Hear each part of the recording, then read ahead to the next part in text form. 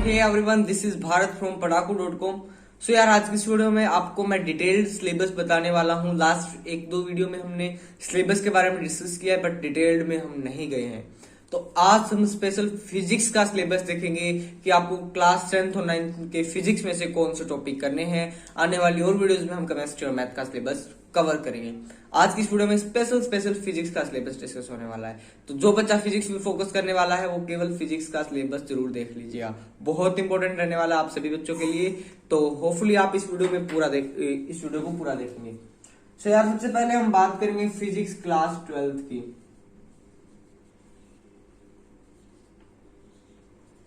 माफ कीजिएगा, 12th बोल रहा हूँ, क्लास 10th की। तो देखिए, फिजिक्स क्लास 10th की आपकी कौन सी आती है आपके सिलेबस में, आपके पेपर में, वो मैं आपको मेनली बता देता हूँ।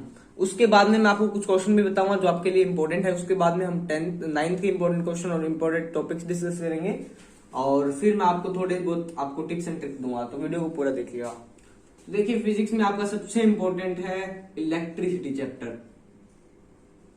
इलेक्ट्रिसिटी चैप्टर, इसमें आपको क्या क्या करना है मैं बताता हूँ। आपके पास एनसीईआरटी है, उसमें जितने भी ऑप्शन वाले क्वेश्चन है, optional objective type objective question है, सारे करने हैं।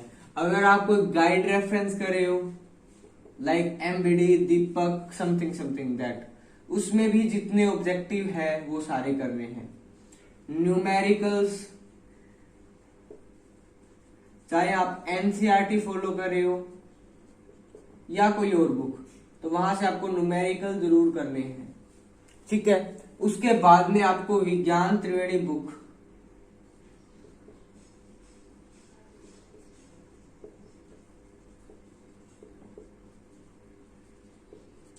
विज्ञान त्रिवेणी बुक से यार आप, जो कि पीडीएफ फॉर्म में अवेलेबल है, उससे आपको मैं सिलेबस करवाऊंगा। अब पहले हमने ऐसे डिस्कस किया था भी सारा सिलेबस आपको बोर्ड पे करवाया जाए, बट अब हमने माइंडसेट चेंज कर दिया, क्योंकि बच्चों की क्वायरीज आ रही है कि हमें सिलेबस के अनुसार चलाया जाए।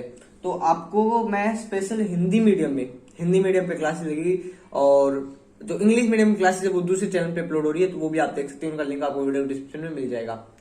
सो विज्ञान त्रिवेणी में जितने भी लेसन है और इम्पोर्टेंट टॉपिक्स डिस्कस करेंगे हम, ठीक है, हिंदी मीडियम में। ओके, सो और बाकी जो मैं आपको इम्पोर्टेंट टॉपिक्स भी बता दूंगा भी ये इम्पोर्टेंट है, तो वो अचीवर बैच का हिस्सा है।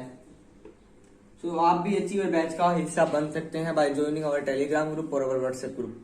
व्हाट्सएप तो हम जस्ट डिलीट करने वाले हैं, आप टेलीग्राम ग्रुप ज्वाइन कर लीजिएगा। टेलीग्राम ग्रुप में आप अचीवर ग्रुप का हिस्सा बन सकते हो, बिल्कुल फ्री ऑफ कॉस्ट है, आपको कोई भी पे नहीं करना पड़ेगा, आप अचीवर बैच ज्वाइन कर सकते हो।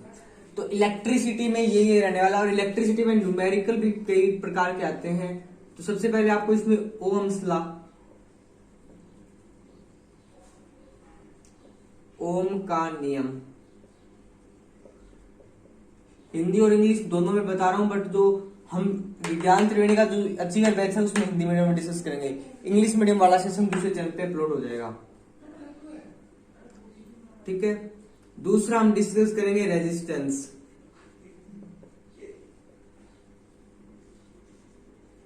कैलकुलेट करना, यानी कि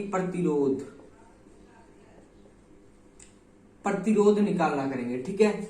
उसके बाद में आपको मैंने एक एनर्जी की रिलेशन बताई थी, consumer energy is equals to P by 1000, okay, और इनटू टाइम। इस रिलेशन से बहुत इंपॉर्टेंट क्वेश्चन आते हैं, तो ये रिलेशन भी आपको आनी चाहिए, ठीक है। उसके बाद में आपको H is equals to I square RT, ये आना चाहिए आपको, ठीक है, ये भी आपका हो जाएगा। उसके बाद में आपने ओम्स के लॉ में ये पढ़ा था, B is equals to IR, ये भी आपको पता होना चाहिए, ठीक है, ओम्स का नियम ही आ गया। उसके बाद में आपको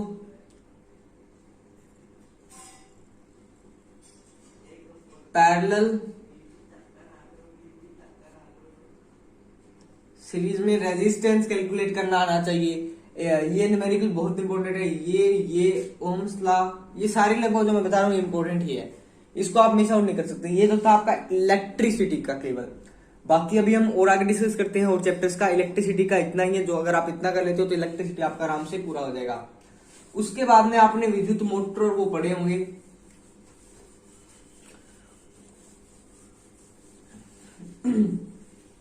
विद्युत के चुंबकीय प्रभाव ऐसे से भी कुछ है जिसमें आपने पढ़ा होगा मोटर, इलेक्ट्रिक मोटर,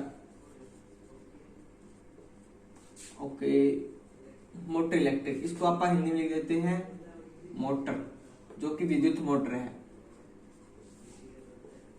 इससे रिलेटेड ऑब्जेक्टिव, चाहे आप कोई भी गाइड फॉलो कर रहे हो, एनसीईआरटी फॉलो कर रहे हो, और इलेक्ट्रिक जनरेटर,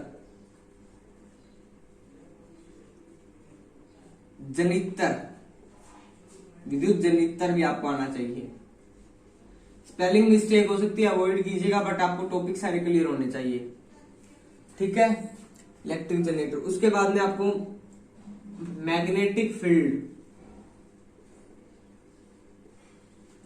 और फील्ड लाइंस, यानी कि विद्युत चुंबकीय क्षेत्र, चुंबकीय क्षेत्र व रेखाएं, इनके बारे में आपको पता होना चाहिए, ठीक है। उसके बाद में फैराडेज लॉ,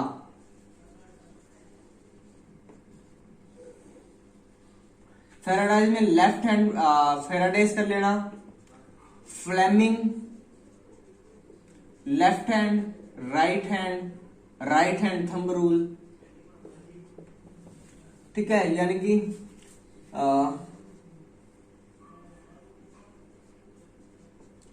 फैराडे का सिद्धांत, ओके। फ्लेमिंग दक्षिण हस्त,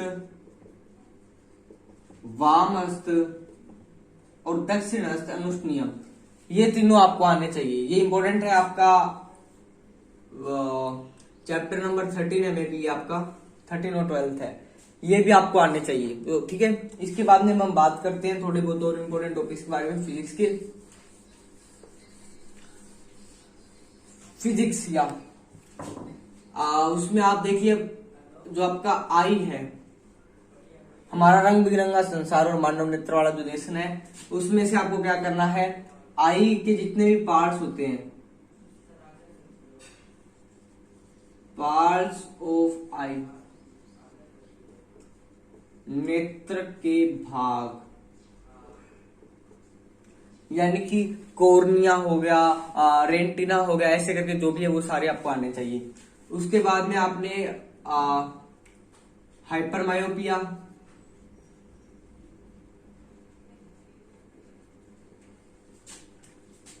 इसको ऐसे कर लेते हैं विजन डिफेक्ट, दृष्टि दोष, जितने भी अपने दृष्टि दोष है, चाहे वो दूर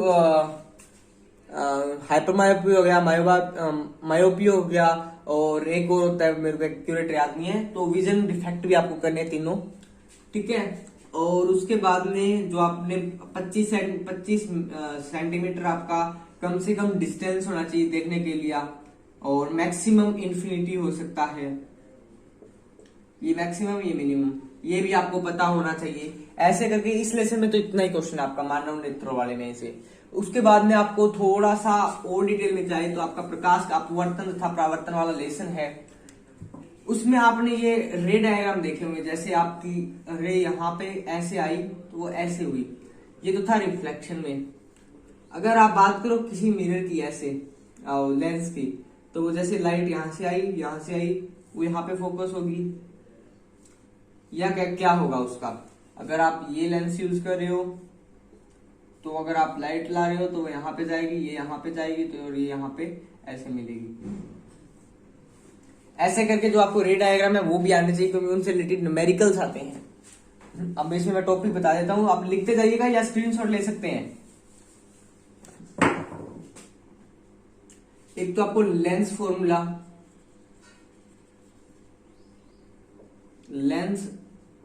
सूत्र प्लस दर्पण सूत्र। यार स्पेलिंग मिस्टेक हो सकती है, अवॉइड कीजिएगा मिरर फॉर्मूला। ओके, उसके बाद में आपको एक करना है रे डायग्राम। Related numericals.